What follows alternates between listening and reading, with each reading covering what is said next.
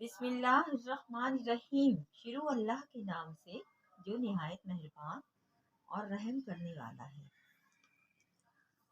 अल्लाहुम्मा सल्लि अला मुहम्मदिन व अला आलि मुहम्मदिन कमा सल्लैता अला इब्राहीम व अला आलि इब्राहीम इन्नका हमीदुम मजीद। अल्लाहुम्मा बारिक अला मुहम्मदिन व अला आलि मुहम्मदिन कमा बारकता अला इब्राहीम व अला आलि इब्राहीम इन्नका हमीदुम मजीद। अस्सलाम वालेकुम रहमतुल्लाहि व बरकातुहू। सही बुखारी हदीस नंबर 96। एक सफर में रसूलुल्लाह सल्लल्लाहु अलैहि वसल्लम हमसे पीछे रह गए।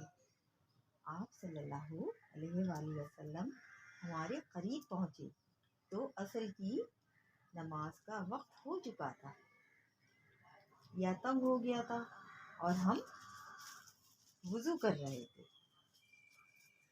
हम अपने पैरों पर पानी का हाथ फेरने लगे तो आप सल्लल्लाहु अलैहि वसल्लम ने बुलंद आवाज से फरमाया कि आग के अजाब से इन एड़ियों की जो खुश्क रह जाएं खराबी है। ये 2 मरतबा फरमाया या 3 दफा फरमाया। सही बुखारी हदीस नंबर 97।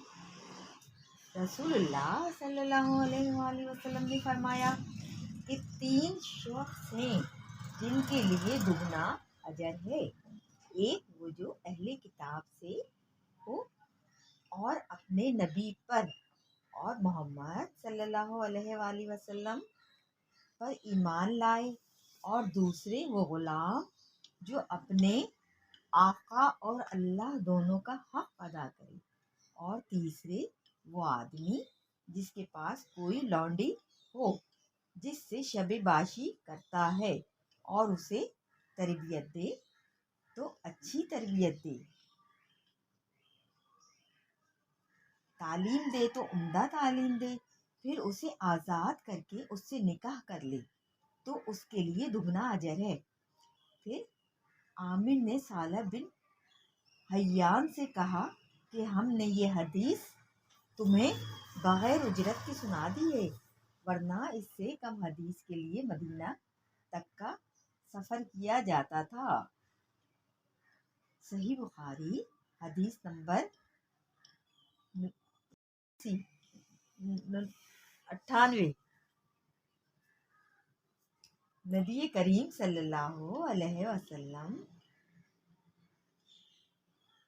एक मर्तबा ईद के मौके पर मर्दों की सफों में से निकले और आप सल्लल्लाहु अलैहि वसल्लम के साथ बिलाल रजी अल्लाह अन्हु थे। आपको ख्याल हुआ कि औरतों को खुतबा अच्छी तरह नहीं सुनाई दिया तो आप सल्लल्लाहु अलैहि वसल्लम ने उन्हें अलहदा नसीहत फरमाई और सदक़े का हुक्म दिया। ये बात सुनकर कोई औरत बाली और कोई औरत अंगूठी डालने लगी और बिलाल रजी अल्लाह अन्हा अपने कपड़े के दामन में ये चीज़ें लेने लगे। सही बुखारी हदीस नंबर 99। हज़रत अबू हुरैरा रज़ी अल्लाह अन्हा ने अर्ज़ किया, या रसूल अल्लाह, क़यामत के दिन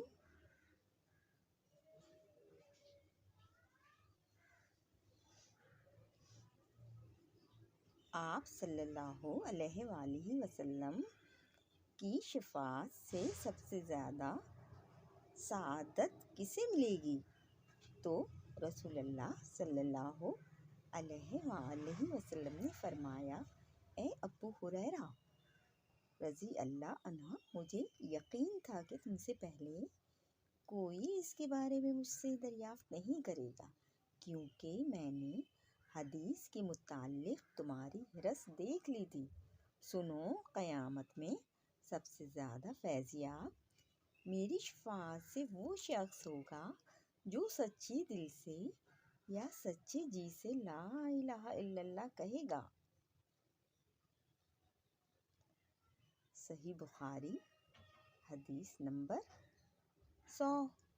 رسول اللہ صلی اللہ علیہ وآلہ وسلم نے فرمایا کہ اللہ علم کو اس طرح نہیں اٹھا لے گا کہ اس کو بندوں سے چھین لے، بلکہ وہ پختہ کار لوگوں کو موت دے کر علم کو اٹھائے گا، حتیٰ کہ جب کوئی عالم باقی نہیں رہے گا تو لوگ جاہلوں کو سردار بنا لیں گے، ان سے سوالات کیے جائیں گے اور وہ بغیر علم کے جواب دیں گے۔